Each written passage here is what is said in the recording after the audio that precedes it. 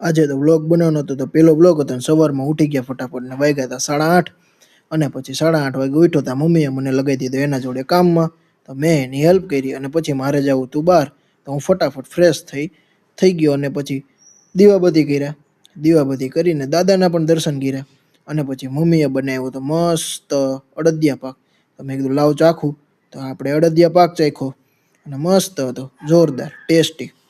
અને પછી મમ્મીને જય શ્રી કૃષ્ણ કહીને પગે લાગીને આપણે નીકળી ગયા ઓફિસ જવા માટે મારે જવાનું હતું ઓફિસ અને ફાઇનલી લિફ્ટ બોલાવી લીધી અને લિફ્ટ આવી ગઈ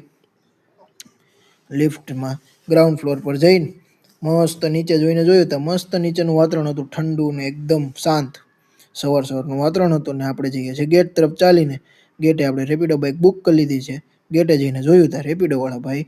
આવી ગયા હતા ફાઇનલી બેસી ગયા અને ઓટીપી આપી દીધો અને આપણે નીકળી ગયા જવા માટે ઓફિસ અને જો પહોંચી ગયો ઓફિસે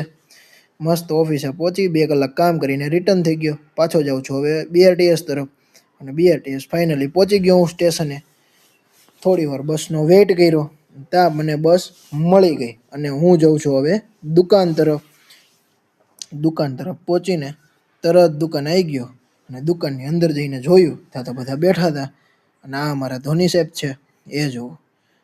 એનું કંઈક અલગ જ હું પછી સાથે બેસી ગયો ને આ ભાઈ જો આ કંઈક ફોનમાં મથતા હતા અને પછી મારે જવું તું બહાર તો હું ટ્રેનની ટિકિટ જોતો હતો અને પછી બપોરનું જમવાનું લેવા વયો ગયો ફાઇનલી જમવાનું લઈને બધા સાથે જમવા બેસી ગયા